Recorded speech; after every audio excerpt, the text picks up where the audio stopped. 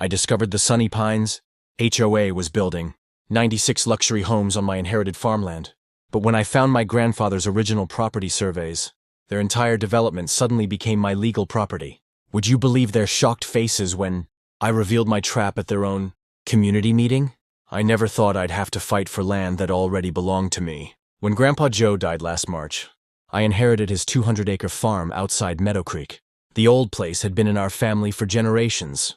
I lived far away in the city, with a busy job that kept me from visiting as often as I should have. My phone rang at 6 a.m. on a Tuesday. It was Mrs. Thompson, Grandpa's neighbor for 40 years. "They're building houses on your property." Her voice shook with anger.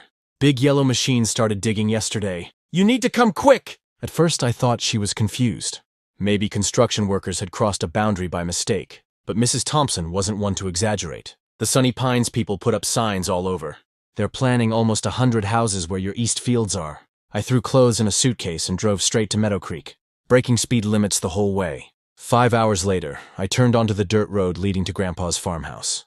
The familiar path felt different now. The peaceful countryside was interrupted by the rumble of heavy machinery. Dust clouds rose above the trees. As I crested the hill overlooking the eastern section of the property, my heart sank. A fleet of bulldozers and excavators tore into the soil where Grandpa used to grow corn and soybeans. Workers in hard hats moved around like ants, marking areas with bright orange spray paint. A large sign stood near the road: "Future Home of Sunny Pines East, 96 luxury homes, starting at $450,000. I parked my car and walked toward a woman standing apart from the workers.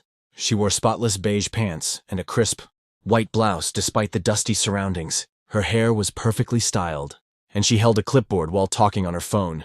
"Excuse me," I said when she finished her call. "What's happening here?" She looked me up and down like I was a door-to-door salesman interrupting her day. "We're preparing for residential development." Her voice was practiced and smooth. "Diane Reynolds, Sunny Pines Homeowners Association president." She extended her hand without warmth. "This is my land," I said, ignoring her handshake. "My grandfather Joe Miller owned this farm. He passed away recently, and I inherited it." Diane's smile didn't reach her eyes. "There must be some misunderstanding. Sunny Pines Development purchased this parcel last year. We have all the necessary permits and approvals." "That's impossible. My grandfather would never sell this land." "Perhaps he didn't tell you." She sounded almost sorry for me. "The sale was finalized 9 months ago. We've been planning this expansion for years." My mind raced. Grandpa had been sick during his final months, but his mind remained sharp. He wouldn't have sold his beloved farm without telling me. Something wasn't right. "I need to see those documents," I demanded. "You're welcome to contact our legal department." Diane handed me a business card, but I assure you, everything is in order.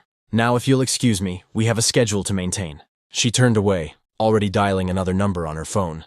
I stood there, feeling helpless as machines continued to tear up the soil that had fed my family for generations. Back at the farmhouse, Mrs. Thompson waited on the porch, with a pitcher of iced tea and a worried expression. "They started showing up with measuring tools about 3 months ago," she explained. "Your grandpa was furious. He kept saying they had no right, that they were trying to steal what wasn't theirs." "Did he mention selling any land?" I asked. "Never. Joe swore this farm would stay in your family forever." Mrs. Thompson's eyes watered. "The day before he went to the hospital for the last time, he was looking through his old office. Said he needed to find something important to protect the farm. Grandpa's office remained untouched since his death. I hadn't had the heart to go through his things when I briefly visited for the funeral. Now I needed answers." The small room smelled of pipe tobacco and old books. Shelves lined the walls, stuffed with farming almanacs, family photo albums, and decades of careful records. Grandpa tracked everything: rainfall amounts, crop yields, equipment repairs, all written in his neat handwriting. Where would he have kept property records? The filing cabinet seemed the obvious place to start. I pulled open the top drawer and found folders organized by year. Nothing about land sales or Sunny Pines. Hours passed as I searched. Night fell, and my eyes grew tired from reading faded documents by lamplight. Just as I was about to give up, I noticed a loose floorboard under the desk. When I pressed it with my foot, it moved slightly. I knelt down and pried it open with a letter opener. Inside the small hidden space was a metal box. The key hung from a nail on the underside of the desk. Inside the box, I found the deed to the farm, Grandpa's will naming me as his heir, and several yellowed surveys of the property. But most interesting was a letter addressed to me in Grandpa's handwriting. "If you're reading this," it began, "then someone's trying to take what's ours." My hands shook as I read his words. Grandpa explained that developers had been eyeing his land for years, They'd tried to pressure him into selling, but he always refused. In his final months, someone from Sunny Pines visited repeatedly. The man claimed to need a simple signature for a road easement, bringing different papers each time. "I never signed away my land," Grandpa wrote. "If they say I did, it's a lie. Look at the original survey from 1910 and compare it to what's recorded at the county now. The truth is in the boundaries." I dug deeper into the box and found the original survey. It showed property lines that extended much further than I'd realized. According to this document, Grandpa's farm was nearly 280 acres, not the 200 listed in current records. Sleep evaded me that night. I spread the papers across the kitchen table, comparing the old survey with newer maps. Something strange had happened over the decades. The eastern boundary had shifted, reducing our land. It wasn't just the area under construction. According to these original documents, we owned land where part of the existing Sunny Pines development already stood. At dawn, I knew what I had to do. First, I needed a lawyer. Then, I needed to understand exactly what Diane Reynolds and her HOA were up to. If they thought they could steal from my family, they were about to learn a painful lesson. I folded Grandpa's letter and put it in my pocket. "I won't let you down," I whispered to the empty room. Little did Diane know, she hadn't just messed with a grieving grandchild, she'd walked straight into a trap set by a man who'd anticipated her moves even from the grave. I didn't sleep that night. By 8 a.m., I waited outside the office of Walter Franklin, the only property lawyer in Meadow Creek. His secretary looked surprised when I asked for an emergency appointment, but she squeezed me in before lunch. "So you believe Sunny Pines is building on land that belongs to you?" Walter said after I explained my situation. He was older than I expected, with thick glasses and a bow tie that seemed from another era. I spread the documents across his desk. "These are the original surveys from 1910, updated in 1978. Compare them to the current county records." Walter studied both sets of papers, tracing boundary lines with his finger. His eyebrows rose higher with each passing minute. "This is highly unusual," he finally said. "According to these original documents, your property extends nearly half a mile further east than what's currently recorded. That would include not just the construction site, but also the existing Sunny Pines clubhouse and about 20 homes built 5 years ago." I finished for him. Walter removed his glasses and rubbed his eyes. "A boundary dispute of this magnitude won't be simple. We need to understand how and when these changes occurred in the official record." He called the county assessor's office, putting the call on speaker. After navigating a maze of departments, we learned something shocking. In 1984, a minor adjustment to the eastern boundary was recorded, just a 10-foot easement for utilities. But in 1997, a much larger change appeared, reducing the property by nearly 80 acres. The documentation was sparse, just a form with a signature that barely resembled Grandpa's. "He would have been in the hospital that month," I said, checking the date. "Triple bypass surgery. He couldn't have signed this." Walter's expression turned grave. "That would constitute fraud, but proving it after all these years won't be easy." "What can we do?" I asked. "File for an emergency injunction to halt construction immediately, then petition the court to recognize the original boundaries, based on the historic surveys. We'll need a professional surveyor to verify these old maps." As Walter prepared the emergency filing, I realized I needed more ammunition. I drove to the county records office and requested everything they had on Sunny Pines Development Company. Hours later, hidden in a back corner of the library with stacks of public records, I discovered gold. Sunny Pines wasn't just a neighborhood.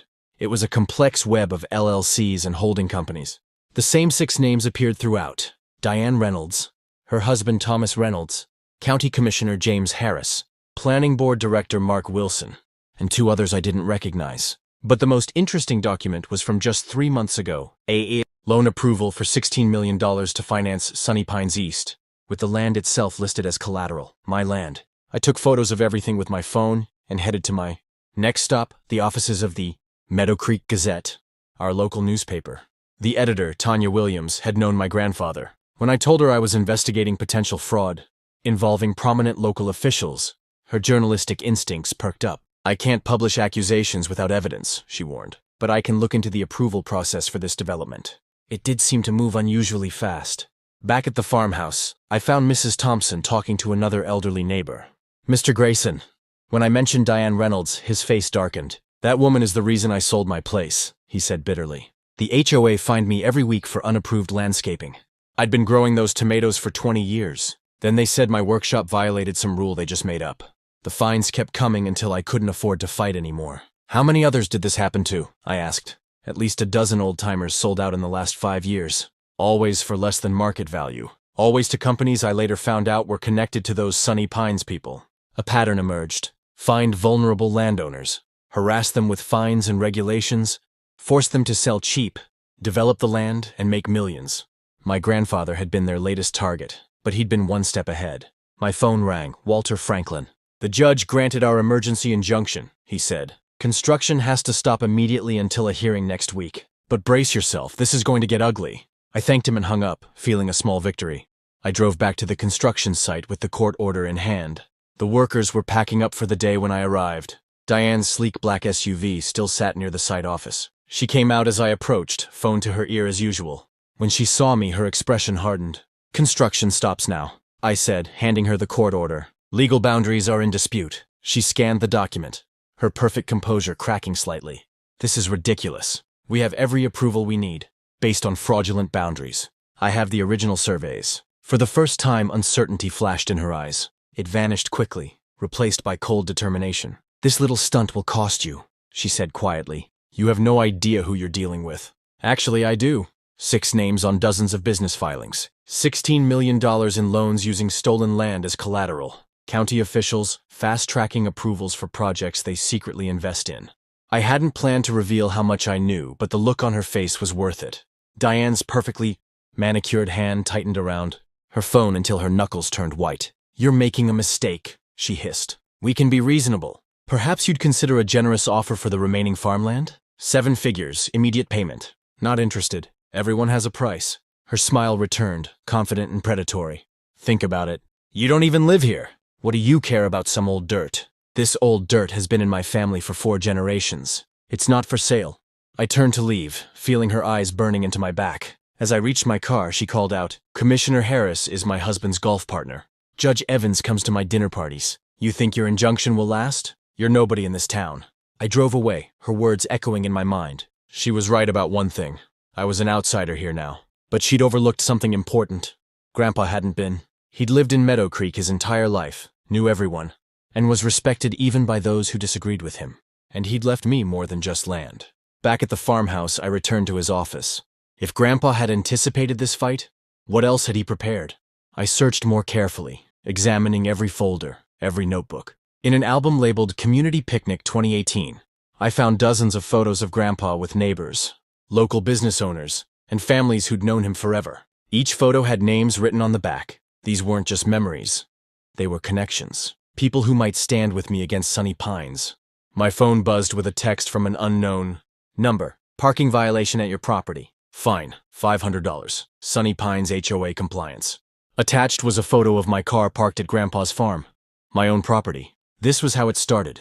The pattern Mr. Grayson had described. Harassment by paperwork. But unlike the others, I knew their game now. And I had something they didn't expect.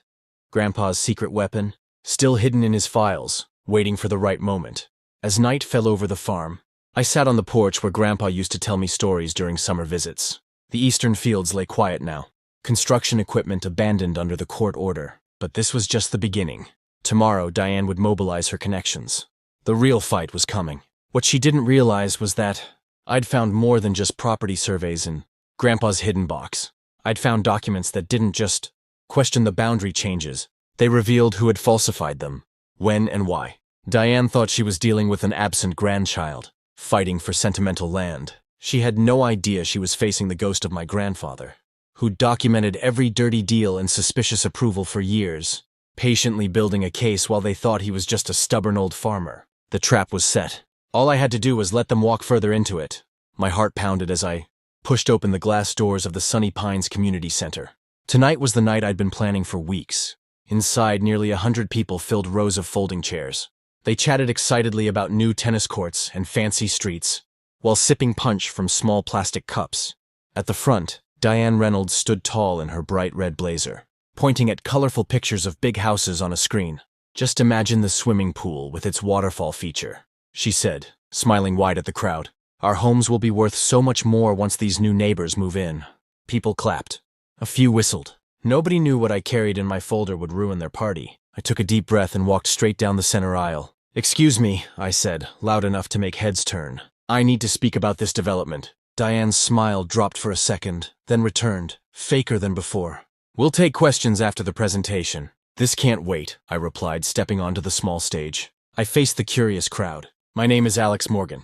My grandfather owned Willow Creek Farm for 60 years. The old property we purchased, Diane cut in quickly. Yes, we're very grateful to finally develop that eyesore. Murmurs rippled through the room. I opened my folder and pulled out the first document. This is the original land survey from 1910, I said, holding it up. And this is the updated survey from 1978. I held up another paper. According to these legal documents, my grandfather's land extends 80 acres farther east than what appears in current county records. I turned to face the HOA board members seated in a row behind the podium. I placed copies in front of each of them. Put simply, I continued, you're building on land that legally belongs to me, and not just the new development. According to these boundaries, 20 existing homes in your clubhouse are sitting on my property too. The room exploded with voices. People stood up. Someone knocked over a chair. This is ridiculous, Diane shouted, grabbing one of the surveys. We have permits! We've sold lots. Construction has already started.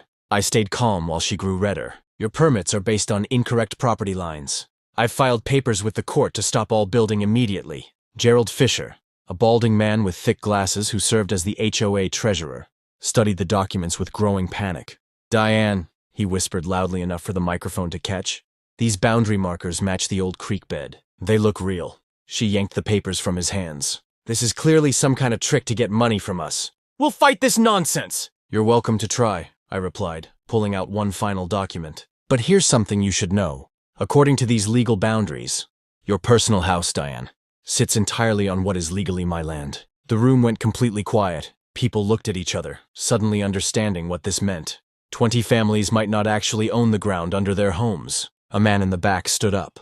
Are you saying we might lose our houses? Before I could answer, Diane slammed her hand on the podium. This meeting is over. Everyone out! The board needs to discuss this privately. As people shuffled out, whispering nervously, a younger woman touched my arm. I'm Rachel Winters. I just put my life savings into a lot in the new section. What happens to me? I hadn't expected to face the human cost so directly. I'm not trying to hurt regular people, I told her honestly. This is about fixing a wrong. Don't listen to a word, Diane hissed, suddenly beside us. After everyone else left, she leaned close to my face. You have no idea who you're messing with. I built Sunny Pines from nothing. Nobody takes it from me. Her threat hung in the air between us as she stormed off, leaving me alone in the empty room. Through the windows, I could see clusters of worried homeowners in the parking lot. My phone buzzed with a text from Mr. Wallace. How did it go? I typed back, they know now. Get ready for their next move. What I didn't tell him was how shaken I felt. I had lit the fuse, but I wasn't sure if I was prepared for the explosion that would follow. These weren't just paper houses on a map. They were people's homes and dreams. But they had built those dreams on my grandfather's stolen land. Someone would end up losing everything. And Diane Reynolds wasn't going to go down without a fight. I jerked awake to the sound of engines outside my grandfather's farmhouse. Bright lights flooded through the windows. I stumbled to the porch to find 3 white SUVs with Sunny Pines security, painted on their doors, parked in a row, blocking my driveway. Men in uniforms stood by the vehicles. One stepped forward, handing me a thick envelope. Cease and desist notice from the Sunny Pines Homeowners Association, he said flatly. You are ordered to withdraw all claims against the development or face legal action. I tore open the envelope. Inside was a letter claiming my documents were fake and that I was attempting to commit fraud. They demanded I pay for damages to the community's reputation. You can't be serious, I said.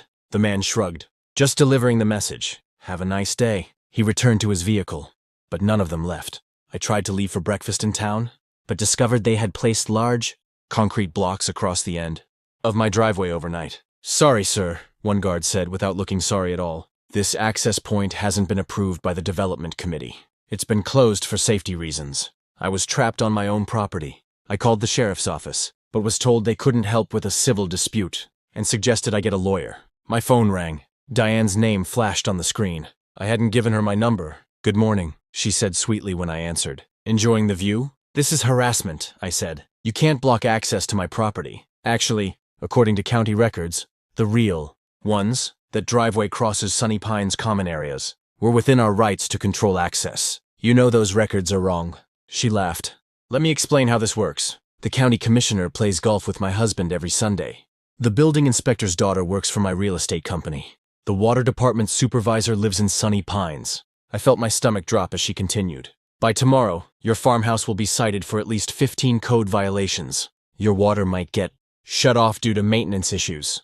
Local contractors won't return your calls because they know better than to cross me. That's illegal, I said. That's small-town politics, she replied. You can't win this, but I'm reasonable. Drop your claims, sign over the disputed acres, and this all goes away. I'll even throw in a nice payment for your trouble. This isn't about money, I told her. It's always about money, dear. Think it over. You have until tomorrow. She hung up. I stared at my phone, then at the security vehicles still parked outside. They weren't leaving. True to Diane's word. By afternoon, a county inspector arrived to examine the farmhouse. He found problems with everything. The wiring, the septic system, the porch railings. He handed me a list of violations that would cost thousands to fix. All needed immediately. As he left, another truck arrived. Workers put up signs along my property line. Future home of Sunny Pines East, luxury living coming soon. My water pressure dropped to a trickle. When I called the utility company, they claimed there was maintenance work happening and couldn't say when it would be fixed. I tried ordering pizza delivery for dinner. The driver called to say he couldn't find my address, though delivery had never been a problem before. I was being cut off, step by step.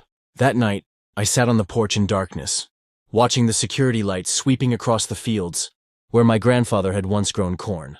Their bulldozers sat silent in the distance, waiting to continue destroying his legacy. My phone lit up with a message from Mr. Wallace. They've filed a countersuit claiming your documents are forged. Court date set for 3 months from now. They'll keep building in the meantime. 3 months. By then, the houses would be half finished. The damage would be done. I scrolled through my contacts, looking for anyone who might help. A name caught my eye. Janet Rivera, a reporter for the local newspaper. We'd gone to high school together. I hadn't spoken to her in years, but maybe, as I considered calling her, headlights appeared on the long driveway. A car carefully maneuvered around the concrete barriers and approached the house. I tensed, wondering what new trouble Diane was sending my way. The car parked, and a familiar figure stepped out. Gerald Fisher, the HOA treasurer who had examined my documents at the meeting. I shouldn't be here, he said nervously, glancing back at the security vehicles in the distance. If Diane finds out, why are you here? I asked. He pulled out a flash drive from his pocket. Because what she's doing isn't right. I've been keeping the HOA books for 7 years. There are things you should see. I invited him inside, away from watching eyes. At my kitchen table, he opened his laptop and showed me financial records, meeting minutes and emails. Diane and the board have been using HOA funds like their personal bank account, he explained. Special fees that disappear, contracts that go to family members, reserve funds that get invested in side businesses. Why show me this? I asked. Because I'm not the only unhappy homeowner, Gerald said. Many of us are tired of her rules and her control. When you showed up with those property documents, it was the first time I've seen her scared. He pointed to a spreadsheet. Look at these special assessments from last year. Every homeowner paid $2,000 for road repairs. The actual work cost half that amount. The rest vanished. That's theft, I said.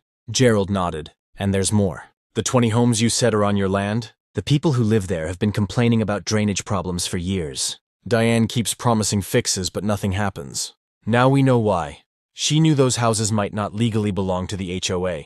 As we talked, my phone buzzed with texts from numbers I didn't recognize. We support you against Diane. The Millers, 42 Sunny Pine Lane. She fined us. $500 for planting vegetables instead of flowers. Can we help? Jackson family. Our children's playground equipment was removed without notice. We want to join your fight. The Rodriguezes. Gerald smiled slightly. I may have shared your number with a few friends. For the first time since this battle began, I felt hope. Diane had power, connections, and money. But she had also made enemies. Many of them. We need a plan, I said. And I think I know where to start. As Gerald left, carefully driving past the security vehicles, I watched a light rain begin to fall on the half-built houses in the distance. Diane thought she was punishing me into submission. Instead, she had just helped me find the allies I needed to win this war. Tomorrow would be different. Tomorrow I would stop playing defense. My grandfather always said, the best trap isn't one your enemy walks into.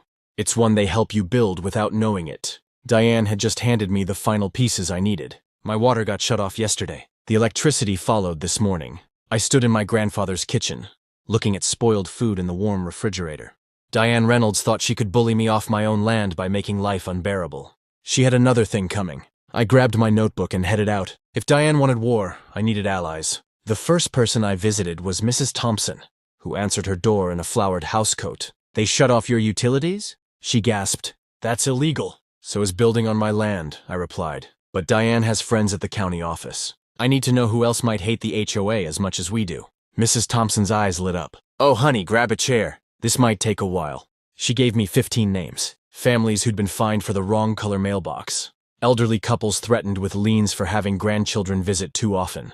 A single mom who couldn't afford the $900 fee for putting up a small fence to keep her toddler safe. I spent the entire day knocking on doors throughout Sunny Pines. At first, people were scared to talk. But when I showed them my property documents, something changed. Hope replaced fear. Sarah Jenkins, whose garden had been forcibly removed, invited me in for lemonade. Diane made my husband dig up our tomato plants. Because vegetables weren't aesthetically pleasing, she said, hands shaking with anger. We got a $500 fine. My husband works 2 jobs already. The Patel family had spent $3,000 fighting the HOA over their porch swing. The Johnsons couldn't paint their front door the color they wanted. Every house looked exactly the same, beige with white trim. "It's not just the rules," Trevor Martinez explained while his wife Maria nodded. "It's how they enforce them." Diane drives around taking pictures of violations. Some people get warnings, others get instant fines. There's no fairness. By sunset, I'd talked to 27 families, all with similar stories, all afraid of Diane Reynolds. I picked up my phone and called Mr. Wallace, my attorney. "Can we legally form a competing homeowners association?" I asked. "On your land?" "Absolutely," he replied. "But what about the existing homes?" "That's where it gets interesting," I said. "I'm going to need the community center for a meeting tomorrow night." Mr. Wallace laughed. "They'll never let you use it. They don't own it. I do. According to my property lines, remember? The next day I printed 200 flyers. Emergency community meeting. Your home may be at risk. I included copies of the original property survey. As darkness fell, the community center filled beyond capacity. 97 families showed up. People stood against walls when the chairs ran out. Diane arrived last, pushing through the crowd, her face twisted with rage. "This meeting is unauthorized. Everyone needs to leave immediately." Sarah Jenkins stood up. "Or what, more fines? Haven't you taken enough from us already?" The room erupted in applause. I walked to the front, holding up my hands for quiet. "I didn't come here to cause trouble," I began. "I came because my grandfather's land was stolen. But after meeting all of you, I realize I'm not the only victim." For the next hour, residents shared stories of HOA abuse. Tears flowed. Voices shook with emotion. Diane sat stiffly in the back, tapping furiously on her phone. "Here's what I propose," I said when everyone had spoken. "We form the Meadow Creek Homeowners Coalition. Together, we negotiate new property lines that are fair to everyone. We create a new community agreement with reasonable rules and transparent finances." "You can't do that," Diane shouted. "These homes are bound by contract to Sunny Pines HOA. I held up the original land survey. "Contracts based on fraudulent property ownership aren't valid, Ms. Reynolds. But I'm not here to take anyone's home. I'm here to fix what's broken." The vote was nearly unanimous. 89 families joined the coalition on the spot. As people filed out, energized and hopeful, Gerald Jenkins, the HOA treasurer, approached me privately. "There's something you should know," he whispered, glancing nervously at Diane across the room. "The HOA finances, they don't add up. Monthly dues keep increasing, but our reserves are shrinking. I've tried to look into it, but Diane controls all the accounts." I patted his shoulder. "Would you be willing to show me the books?" He nodded. "Tomorrow morning. My office." Diane stormed over, pointing her finger in my face. "You've made a terrible mistake. By this time tomorrow, you'll regret ever coming to Meadow Creek." "Is that a threat, Ms. Reynolds?" "It's a promise. I have the county commissioner, the police chief, and the local judge on speed dial. This little rebellion ends now." What she didn't know was that I'd invited a reporter from the Meadow Creek Gazette to sit quietly in the back of the meeting. Every word had been recorded, every threat documented. As Diane slammed the door behind her, my phone buzzed with a text from Mr. Wallace. Environmental survey results came in. "You won't believe what's on that land." I smiled. Diane thought she had all the power, but Grandpa always said the truth was the most powerful weapon of all. And tomorrow, the truth about Sunny Pines HOA would be front-page news. I woke up to police cars surrounding my grandfather's farmhouse. Through the window, I spotted Diane Reynolds standing next to a tall man in uniform. "Time to face the music." "You're trespassing on private property," the police chief announced as I opened the door. I smiled calmly. "Actually, Chief Williams, I believe you'll find I'm the legal property owner." I handed him a folder containing the original land, surveys, and my grandfather's deed. "These documents haven't been verified," Diane snapped. "They have, actually. A woman stepped forward from a car I hadn't noticed. Carolyn Mitchell, County Records Office. We pulled the original surveys last night after receiving some concerning reports. Diane's face went pale. What reports? I gestured toward the farmhouse. Perhaps we should discuss this inside? Coffee's ready. 15 minutes later, my kitchen table held an unexpected gathering. The police chief, the county records clerk, Mr. Wallace, my attorney, and Diane, whose perfect makeup couldn't hide her growing panic. The original property lines were improperly recorded in 1973, Carolyn explained, spreading maps across the table. This entire area, including the existing Sunny Pines homes and the new construction, legally belongs to the Richards estate. The police chief whistled. That's quite a mistake. Not a mistake, Mr. Wallace said quietly. We have evidence suggesting the boundary change was deliberate. Ridiculous! Diane slammed her hand on the table. This is a scam to extort money from hard-working homeowners. Speaking of money, I said, sliding a folder toward the police chief. Gerald Jenkins provided these financial records yesterday. 3 years of Sunny Pines HOA accounts. As the chief flipped through the pages, his expression darkened. Ms. Reynolds, can you explain why $427,000 in homeowner dues was transferred to Sunshine Consulting LLC? That's our legitimate management company, she replied stiffly. Registered to your son-in-law, I added, along with 4 other companies that charge the HOA for services. Landscaping, security, maintenance, legal counsel. All going to businesses owned by your family members. The chief closed the folder. Ms. Reynolds, we're going to need you to come down to the station. This is absurd. Do you know who I am? My husband plays golf with Judge Harrington every Sunday. As the chief led a protesting Diane out, Carolyn turned to me. What happens now? Those people's homes. I have no intention of evicting anyone, I assured her. But the development needs to stop until we can properly survey the wetlands. By afternoon, construction had halted. Local news vans lined the street outside the farmhouse. My phone rang constantly with calls from worried homeowners. I called an emergency town hall meeting for that evening. The local high school auditorium was the only space large enough. Nearly 400 people packed the room. Existing homeowners, construction workers now without jobs, county officials, and curious locals. Fear and anger filled the air. I took a deep breath and stepped up to the microphone. My name is Richards. This was my grandfather's land. I didn't come here looking for trouble. I came to honor his legacy. Shouts interrupted me. What about our homes? We'll sue! My life savings is tied up in that house. I raised my hands. Please, I'm not here to take anything from you. In fact, I want to offer a solution that benefits everyone. The room quieted slightly. I continued. First, all existing homeowners will receive proper, legal deeds to their property. No one will lose their home.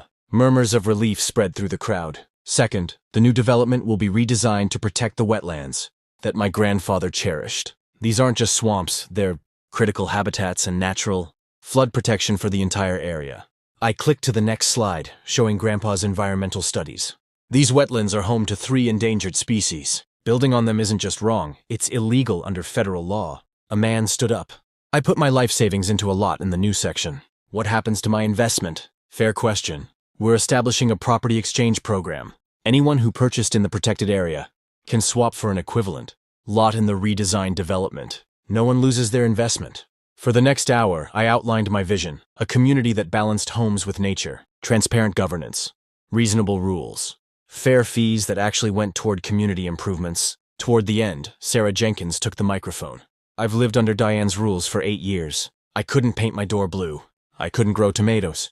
My kids couldn't play outside after 7 p.m. because it violated the noise ordinance. She looked around the room.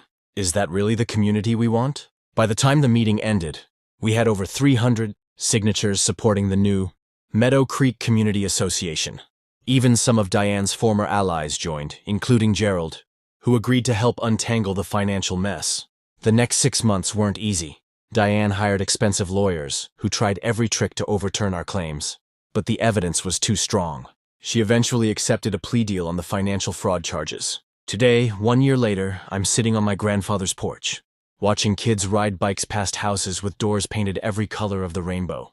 The community garden where Sarah's tomatoes grow tall is buzzing with neighbors sharing gardening tips. Behind me, Grandpa's farmhouse has been transformed into our community center. Classes, meetings, and celebrations happen daily. The wetlands are protected by a conservation easement, with walking, trails, and educational signs explaining the importance of each plant and animal.